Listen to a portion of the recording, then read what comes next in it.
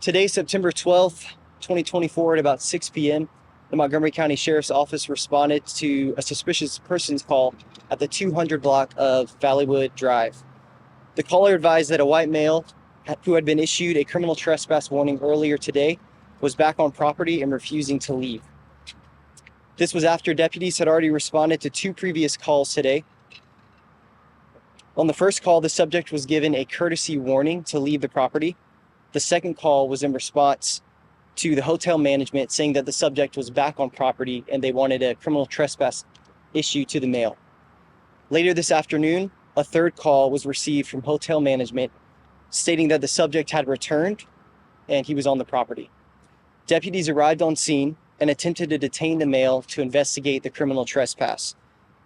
During the encounter, the male refused to comply with verbal commands and began to resist detention, at which time a deputy used their taser to gain compliance, which was unsuccessful. The male managed to remove the prongs before compliance could be gained, grabbed a gun from his property, and ran from the deputies.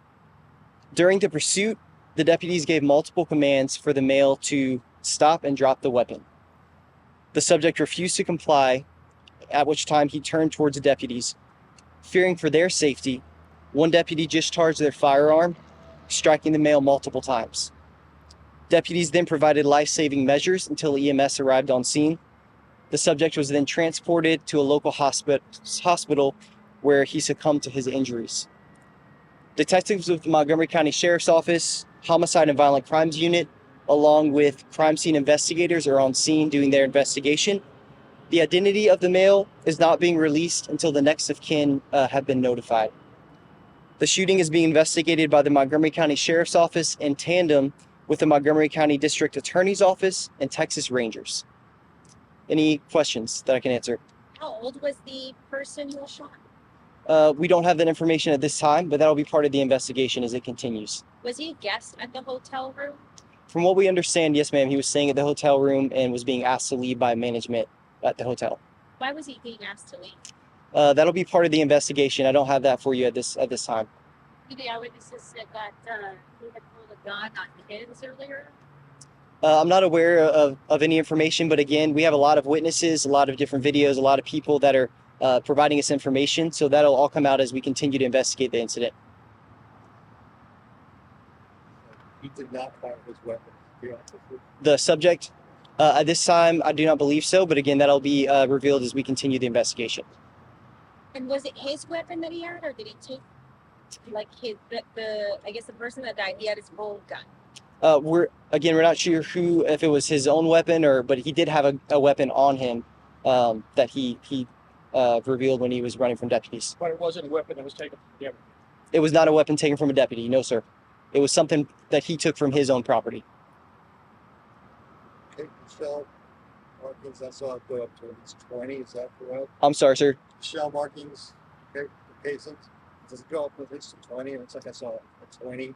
No, so we know that multiple shots were fired. I don't have an exact number for you, but that'll come out as the investigation continues and with the autopsy and things like that.